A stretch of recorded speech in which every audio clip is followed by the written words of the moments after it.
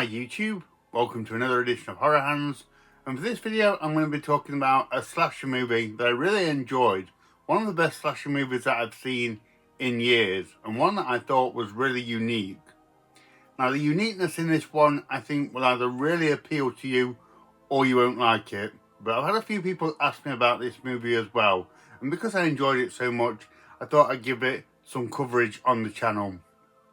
The movie in question is In a Violent Nature from 2024, and this is a real kind of just straight up take your brain out low-key entertainment slasher movie, but it really worked for me.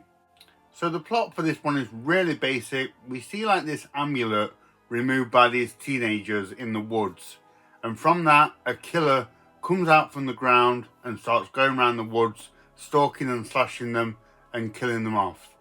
And the uniqueness about In a Violent Nature is that this one takes place almost entirely from the killer's point of view. It follows him through the whole film, and we see him walking around the woods going from kill to kill. There's very little focus on the teenagers, no kind of characterization or any sort of little drama or pockets of storylines involving them. It's all just low-key following Johnny, who's the killer in this movie, and that'll work for people or it won't. I have read quite a few bad reviews about this movie, about people that found it quite tedious because there's a lot of shots of the killer walking through the woods. It's almost like a video game when you follow behind the character, but I thought it was great. And for me it was kind of like, if ever you want to see what Jason and Michael Myers and Cropsey, if you ever want to see what they do in between kills and how they get from point A to B, this movie will show you that. So it was a really novel concept, and I really liked it. And in the numerous scenes of the killer walking around the woods, I even enjoyed the ambience of the movie and the cinematography and almost the calming effect of the woodland surroundings. It was great. The kills in this movie are fantastic. They're really on point. They're gory, gruesome. People are sliced up in half, have sort of chains and hooks pulled into them and things like that. It won't let you down in terms of the blood and guts in this one.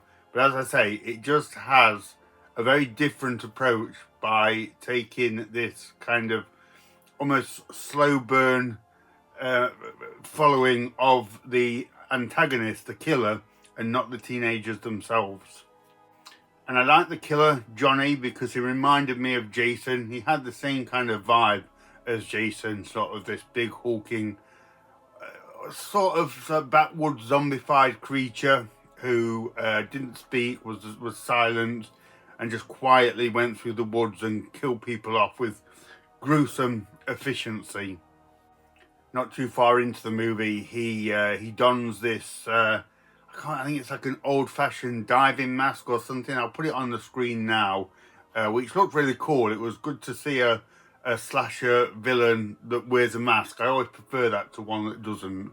So yeah, he looked really cool. I got no problems with him or what he did on the screen. Overall, I thought it was a really good movie. It took me a while to kind of grasp what they were doing with this one, and I think if you can enjoy it for what it is, this is a really entertaining slasher movie and quite a refreshing one because it does something really different. I'd definitely watch it again. I want to watch it again just so I know kind of what they're doing now from the start, and just see if I pick up on any more things that go on, or just immerse myself in that ambience again of the killer's point of view as he makes his way through the movie.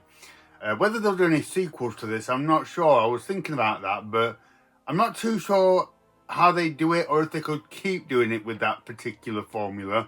But for me, I definitely thought this was a fun, entertaining slasher movie, and most impressively in this day and age, did something slightly different. So, I don't know, see what you think about this one. There's a lot of people that it didn't work for, who found it boring, and I can understand that, but for me, it worked really well and I really enjoyed it. So In a Violent Nature does get the Horror Hands recommendation from me. But if you've seen this one, let me know what you think. I'd love to hear your thoughts, if you enjoyed the novel concept or if you indeed didn't enjoy it so much. Let me know. So thank you very much for watching. and stay tuned for more videos.